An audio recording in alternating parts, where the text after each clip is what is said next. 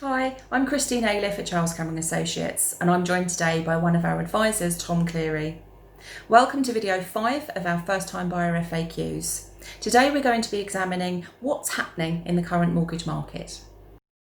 If I'm made redundant and have a substantial payout that will cover my mortgage, can I still apply for a mortgage payment break? Yes, you can, as your income has clearly been affected by COVID. But I can't stress this enough. You should really only apply for a mortgage payment holiday if you absolutely have to. If you can get by, particularly with the money that you've received from a substantial payout, then you should do that. You should manage on your own and not go for a payment holiday, because all that's going to happen in reality is the mortgage payments that you don't meet are going to be capitalised. This means they're just going to add it to the mortgage amount, and from then month 4 onwards, you're going to pay your normal mortgage payment plus slightly more to make up for the 3 payments that you didn't meet and have been added to your total mortgage amount.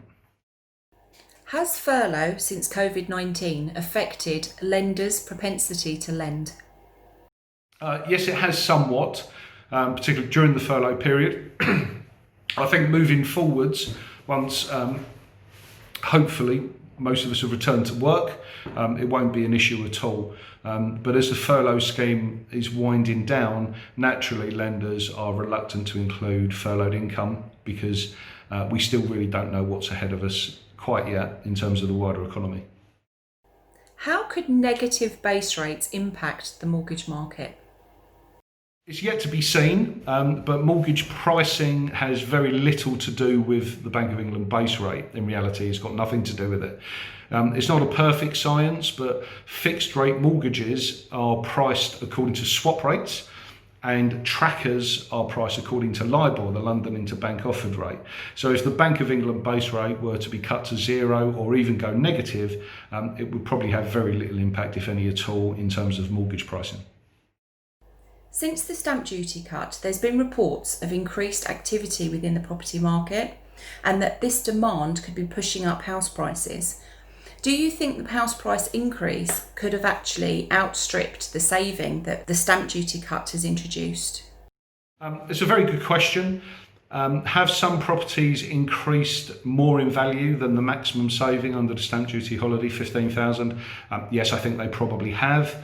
However, it's different markets in different areas. I think it's impossible now to even look at London as one market, because there are different hotspots in London. So it's all about the property stock. The more property is available in an area, prices will be suppressed, and the less property that's available, it's a simple law of supply and demand, really. If there's a real demand for property and an undersupply, then prices will hold strong and potentially increase.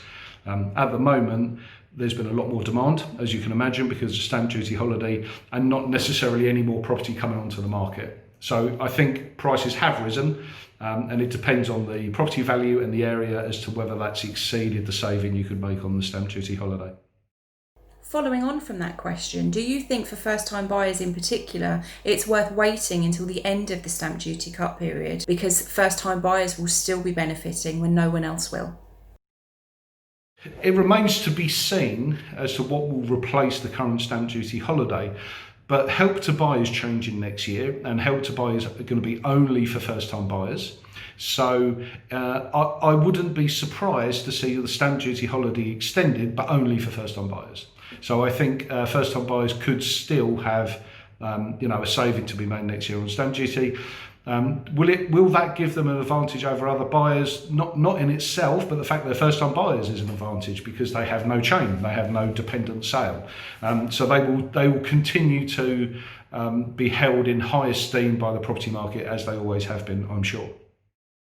Due to the uncertainty in the market, do you think lenders have started to downvalue properties? I haven't seen any evidence personally of down valuations on a widespread scale by lenders, and I'm sure none of my colleagues have either. Certainly, there's been no buzz around the subject within the company, and I think certainly we would all be talking about it if it was widespread and it was obvious. So no, I haven't seen any evidence of it at all. Thank you for taking the time to watch this video. We do hope that you found it useful. Please do keep checking our Knowledge Hub for lots more interesting videos and articles on the mortgage market.